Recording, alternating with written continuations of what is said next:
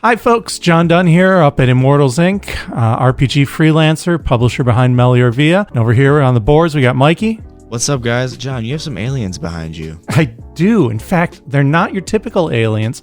Those are goblins. Just like the one that's right by the entrance to the store, that statue that's on the table. Oh my god, he looked like I knew him from somewhere. Up in the front of the store, we got a Pathfinder goblin statue, right? So Pathfinder is a fantasy role-playing game published by Paizo. It is kind of a successor to 3rd edition Dungeons & Dragons. It uses that D&D system that was originally written for that and then became part of D20 and OGL and all that good stuff, right? So it is an RPG? It is an RPG. Okay. Pathfinder just came out with their 2nd edition last summer, 2 summers ago. Not a huge Pathfinder guy, but roughly familiar with it. And a few years ago, back before that, I think 2017, they decided to expand into science fiction.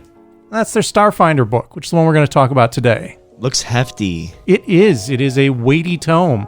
And you know what? Pathfinder does have a thing with making weighty tomes. Pretty sure this guy's more than 500 pages. Yeah, 520 pages plus. So there's a whole lot of stuff in there.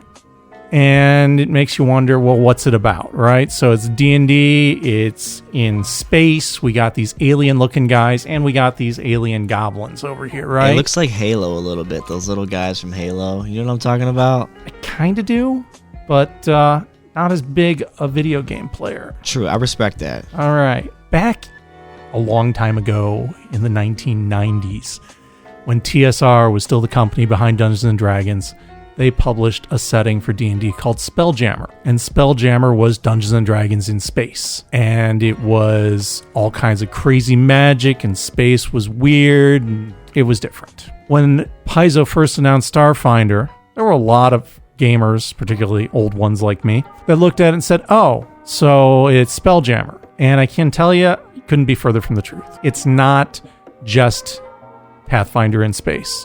It is a legitimate merging of science fiction and fantasy. You could really easily do Star Wars type stuff with this, but that's not really their central focus. It is a successor world to Galarion, which is the Pathfinder world setting. A couple thousand years later, they're not quite sure how far because there's this weird chunk of time that everybody forgot what happened. They call the gap. It's a system that's a bit different from 1st edition Pathfinder, but there are notes in here to convert stuff over from it. So if you know 3rd edition D&D, you know D20, you know Pathfinder, picking up Starfinder isn't real hard. It's fairly straightforward. Those guys look pretty intense on the cover.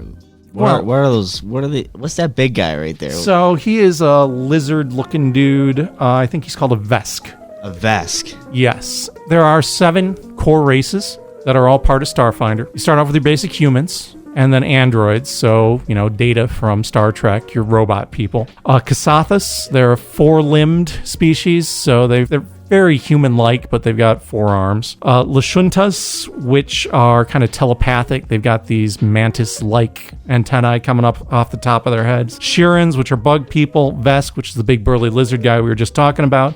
And Isoki, which are rat people. I don't want to live here.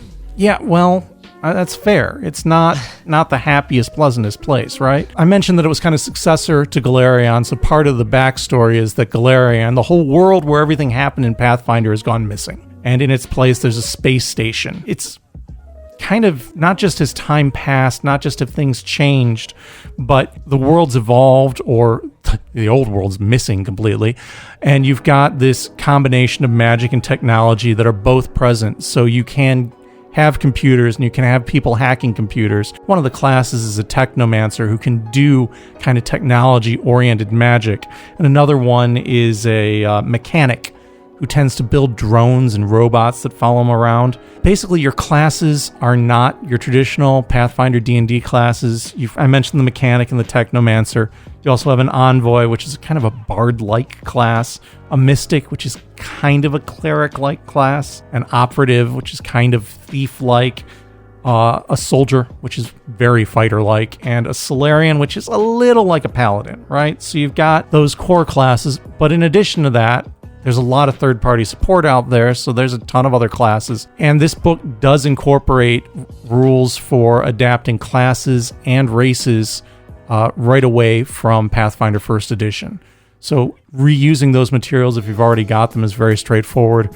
Grabbing them from an OGL site or an OSR site is also very straightforward. In addition to your different races and your different classes, characters have themes, which can really change things up a bit, give you some motives, and give you some different sets of interests and abilities. You've got feats, equipment, combat, magic as chapters in the book. Those are all pretty straightforward, things you've seen in D20 materials before. In addition to that, there's a whole section on starships. It's assumed that your party has a starship of some sort, and how they got it can be part of their backstory. Building that starship can be a collaborative effort, and it's expected that you're going to participate in starship combat at some point. So again, getting back into that whole Star Wars feel, you can have fighters and freighters and capital ships all going against each other. It's a pretty interesting system. It seems to be pretty functional. What's your favorite thing about this game? You know I'm always going to ask you that question about an RPG. Yeah, so I like the fact that it's really a very open setting. So you've got familiar elements, but it's really easy to go out and explore new areas. You've got a tool set that's pretty well established. There's lots of other support for it, so you've got a ton of material. Paizo's doing a great job of supporting it themselves. One of the developers behind it, Owen Stevens, has departed Paizo's, but doing a ton of third-party stuff on his own. And there's a lot of other company that were doing work for Pathfinder and are supporting it as well. So you're not lacking for contact. There's also a Adventure League-like group that regularly releases new adventures. I'd love to see some of that going on up here at the store. If there's folks that are interested, contact Diana. See if we can get something running on that. Absolutely. Because it'd be really cool to have recurring adventures with this. And like I said, it's real easy to grab some of your existing Pathfinder or D&D 3rd edition stuff, just roll it right on in. I like the art too, just behind you. I mean, yeah, it's creative, and it's really true to everything that Paizo's been doing. We got copies of this. We've got copies of additional source material all on the shelf right up here at Immortals Inc., and it's available online at immortalsinc.com. Link in the description, immortalsinc.com. Thanks for watching, and if you enjoyed it, hit that like button, please. And sub. Let's go.